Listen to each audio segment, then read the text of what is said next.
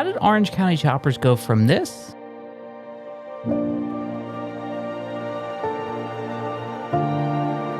to this?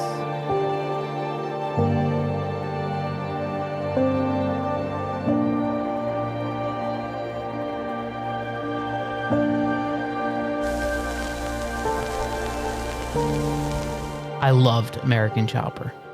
It was the first reality show I remember ever seeing, and I was hooked instantly. I watched every episode, and I watched every rerun.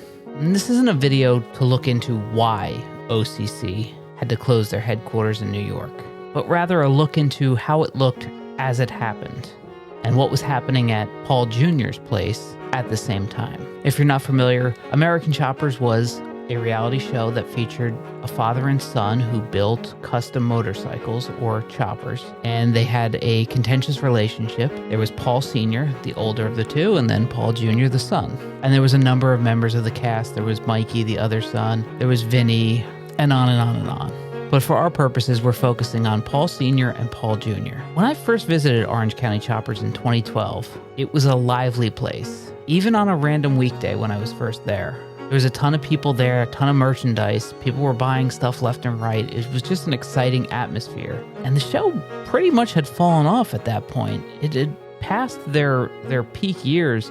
Senior and Junior, I don't even think were working together. In fact, Junior had opened a shop, if I remember correctly, right down the street in a standard industrial building, which was the exact kind of building that the show started in.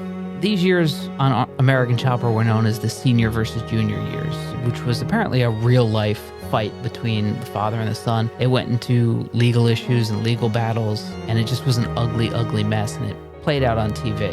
In 2015, I went back to Orange County Choppers, and when I went back, there wasn't a ton of people there. They had added a new restaurant, and they even branded their hamburger buns with the OCC logo for some reason. By November 2020, it was a shell of itself. The world was very different in 2020 for a while, but it was really sad to see something that, it was this behemoth of TV fall to such lows. Meanwhile, 20 minutes down the road, Junior's place seemed lively and blossoming and new and fresh, and there was people there. Only a few months later, Orange County Choppers would close their headquarters. Meanwhile, Junior began opening a second location, which was only 20 minutes away from where I live. It was a split store between himself and his wife, where she ran a boutique and he had a showcase for some of his choppers.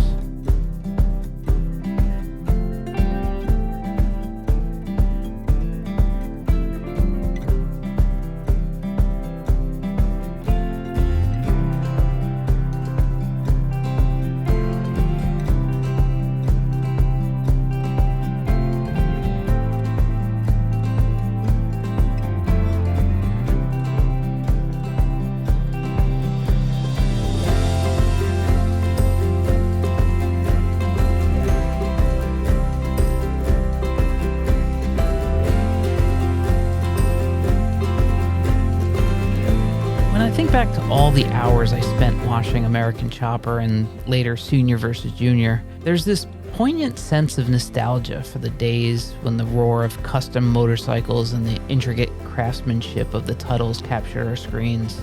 The decline of this iconic shop serves as a reminder of the changing tides of the world we live in. Despite the challenges, the legacy of Orange County Choppers endures, etched in the memories of fans who were captivated by the drama, artistry, and the family dynamics that made the show a pop culture phenomenon.